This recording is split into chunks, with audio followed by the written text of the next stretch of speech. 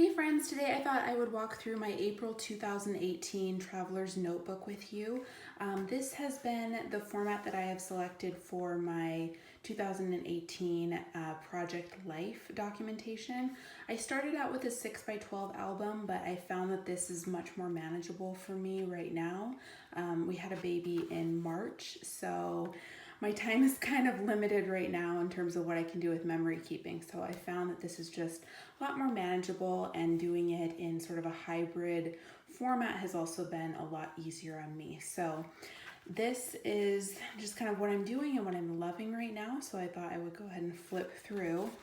This Traveler's Notebook is from Michaels. I pulled one that is unopened right here. This is actually from Recollections, and the pages are pretty decent in terms of thickness. You'll see kind of how it turned out with the stamping and how much bleed through there was, but I'm really happy with sort of the quality that you get for how inexpensive this is. I think it was $3.99, but you know, there are always those coupons that you can pull and makes it even cheaper. So really liking those. And so for the cover, I think I might actually end up stamping something on this craft cardstock cover here. I probably don't want to do anything that is going to be raised, just because when I store these notebooks, I don't want there to be anything that gets kind of caught and in the way, since I'll be keeping these for a very long time. So very simple. On the first page here, I just have April 2018 stamped out, and I use the Feed Your Craft Pattern Play stamp. I have this one on my desk right here. I've been going back to this a lot lately. This one keeps getting sold out on the Feed Your Craft website, so if you see it on there, I would definitely grab it. This has come in handy so often when I don't really know what I want to stamp, but I know I want to have a little something. This is what I usually go to, and it's great with any colors or just black and white like I have it here. So the first day that I documented here, this was Easter Sunday. So I used a lot of the In a Creative Bubble photo templates, as well as some journaling templates. And then here I used some Ali Edwards. I think this is a digital design from springtime last year. I think it might be their April, the April kit that came out in the digital design for Easter. And then I have some Kelly Purkey stamps here, and I just kind of love being able to print out some elements. So I played with this on my computer and printed out the journaling as well as this little photo strip, but then I came in here and just did a little bit with stamping just to kind of add some embellishment there.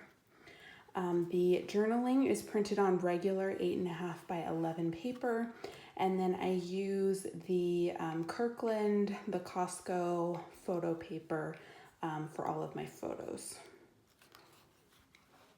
So this is April 4th and the 7th together. I had some friends visit, and it was their first time meeting our baby girl. So this happened on 2 different days. And so I have an In a Creative Bubble journaling card here that I printed on paper.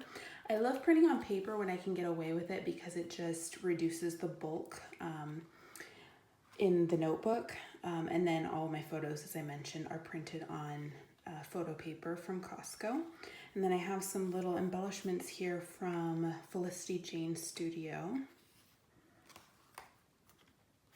This is another In a Creative Bubble journaling template here. I love being able to type out my journaling and then just paste it into my notebook. It's a lot faster for me, and I can just be on my computer a lot more easily than I can be in my craft room. So anything that I can kind of get done on my computer just makes it easier when I sit down at my desk and start kind of putting everything together.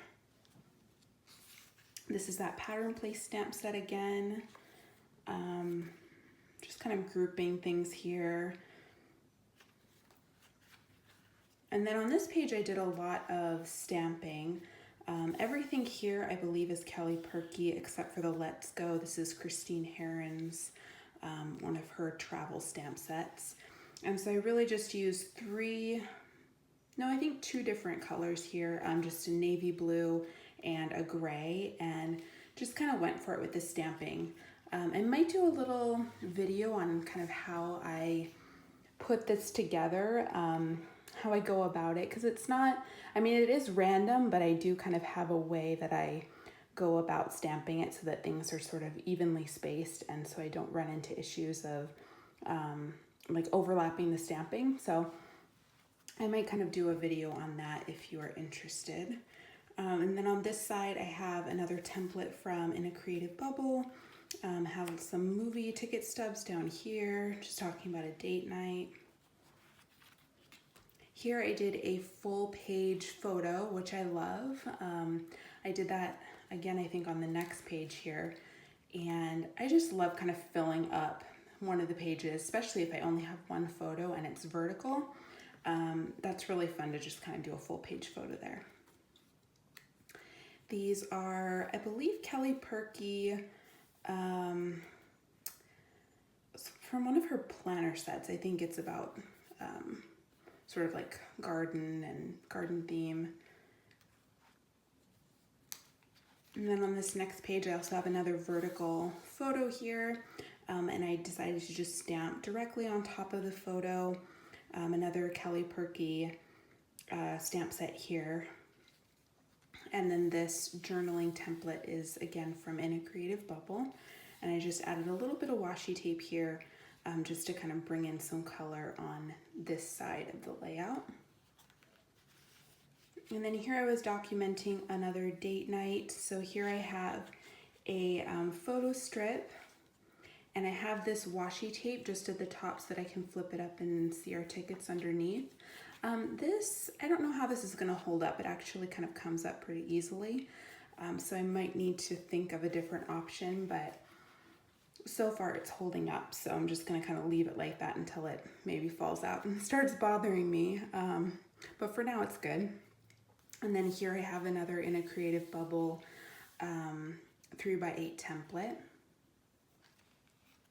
Another full-size photo here with some embellishments from Felicity Jane Studio. And again, I love stamping directly on top of the photo.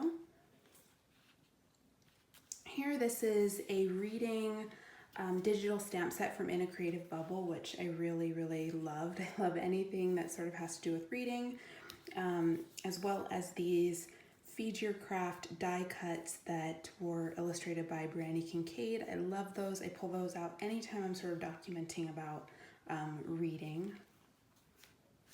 And then this is a stamp set that Brandy Kincaid also designed for the Feed Your Craft shop. So I pulled those out, and I just have a couple of journaling cards here. So this is an actual, like a cardstock card. This came, I believe, from Studio Calico, and then this one is printed on paper because that was something that I typed out. This is another photo strip using the In a Creative Bubble photo template there. And then I have, this is Felicity Jane Studio pattern paper back here.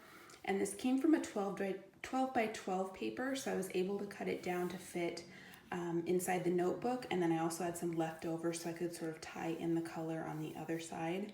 And this is cut down to 3x4 just so it can kind of back this journaling card here. This I love doing. I had a horizontal photo here, so I decided to keep it exactly like that and just do an overlap onto the other page. So I basically laid this out in Photoshop and kind of kept it the width that I would need it for the notebook. And then I knew that it was gonna kind of go on to the next page. So I just cut it down, kind of cut down perfectly here underneath our faces.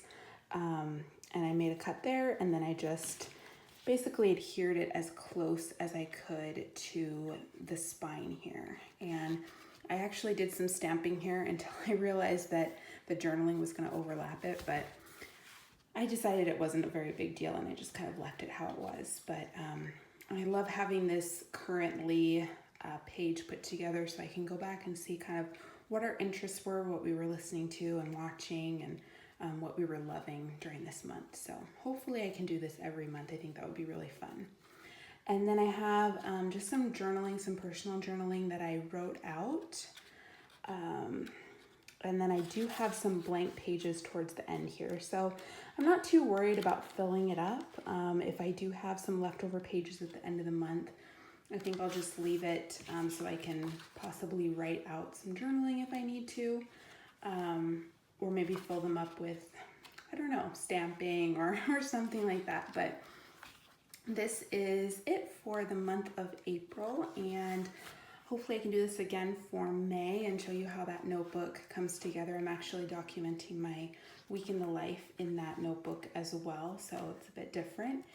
And yeah, let me know if you have any questions. Hope you're having a great day, and I will talk to you guys again soon.